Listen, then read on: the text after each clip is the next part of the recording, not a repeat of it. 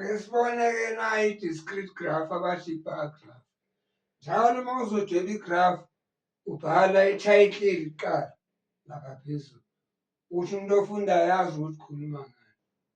Nayo-ke into nje kwathiwa i-graph izoba ne-y-axis ne-x-axis.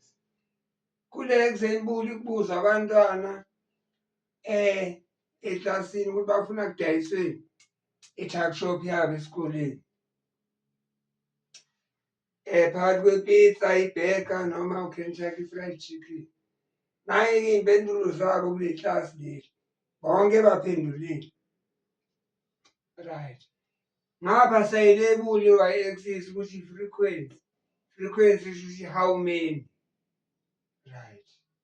Bese ngapha uyabona lamabhala la nje bakuthi ngidweba ibhala ayithintananga nale. Nale ayithintananga nale futhi. Le ama-burger la no-KFC.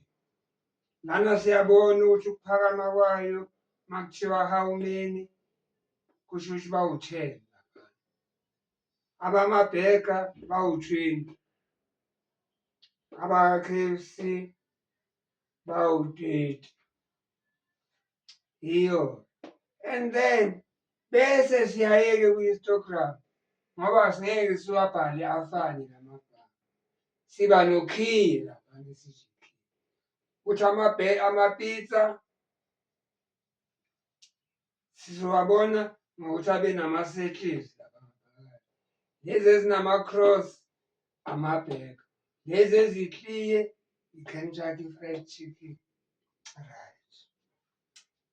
So I want to ask you-ke wena mfundi, bawungaki abafundi kwi-class? Mawucabanga.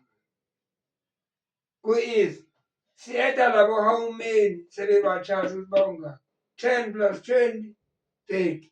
30 plus 30, 60. Kusho ukuthi ama-learners awu-60 in that classroom. Siqedile-ke for le term. Sobonana next time. Sesikhuluma-ke nge-data handling ne-probability. Enjoy your holidays.